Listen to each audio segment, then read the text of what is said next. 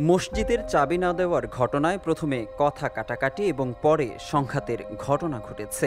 দফায় দফায় হওয়া এই সংঘর্ষে অন্তত ৪০ জন আহত হয়েছেন বলে খবর পাওয়া গেছে।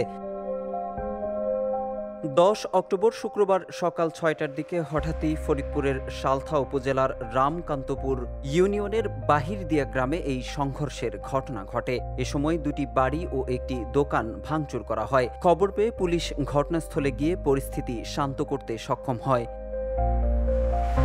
প্রত্যক্ষদর্শীরা জানিয়েছেন, আওয়ামী লীগ সরকারের পতনের পর থেকে এলাকার আধিপত্য বিস্তারকে ঘিরে স্থানীয় লুৎফর রহমান ও ইমরান মোল্লার সঙ্গে মৌলভী হেমায়েত হোসেনের বিরোধ চলছিল। গত ৯ অক্টোবর লুৎফর ও ইমরানের সমর্থক নজরুলের কাছে থাকা স্থানীয় মসজিদের চাবি চাইতে যান মৌলভী হেমায়েত হোসেনের সমর্থকরা। এ সময় কথা কাটাকাটির এক পর্যায়ে সংঘর্ষ বাধে।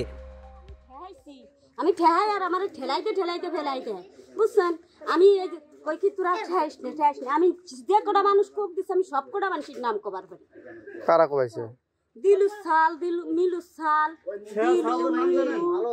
সিদ্দিক মোল্লার গুরু ফেললো। বিএমপি করিস তোর এত সরকার থেকে তুই ভাই বিএমপি করিস। ওরা কি করে? এক্সট্রিম মশার কয়েল প্ল্যান্ট ফাইবার দিয়ে তৈরি। ডেঙ্গু, চিকুনগুনিয়া বাহি সহ যে কোনো মশার বিরুদ্ধে দেয় এক্সট্রিম সুরক্ষা।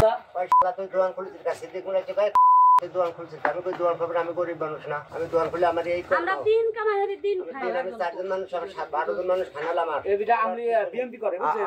আপনার মাথায় কি হয়েছে? মাথায় এসে বাড়ি মারছে। কি দিয়া? ওই রড আছে, সে রড এসে বাড়ি মারছে। এদিকে উত্তেজনার এক পর্যায়ে স্থানীয় আলেম ও বিএনপি নেতারা প্রাথমিকভাবে পরিস্থিতি শান্ত করতে সক্ষম হয়, কিন্তু বিকেলে ফের সংঘাতে জড়ায় উভয় পক্ষ। সংঘর্ষের সময় উভয় পক্ষের অন্তত ৪০ জন আহত হয়েছেন। আহতদের বেশ কয়েকজনকে ফরিদপুর মেডিকেল কলেজ ও বোয়ালমারী হাসপাতালে ভর্তি করা হয়েছে। পুলিশ জানিয়েছে, খবর পেয়ে ঘটনাস্থলে উপস্থিত হয়ে পরিস্থিতি শান্ত করতে সক্ষম হন তারা। অভিযোগ পেলে নেওয়া হবে আইনগত ব্যবস্থা। ঘটনার সংবাদ পেয়ে পুলিশ তাৎক্ষণিক ঘটনাস্থলে গেছে।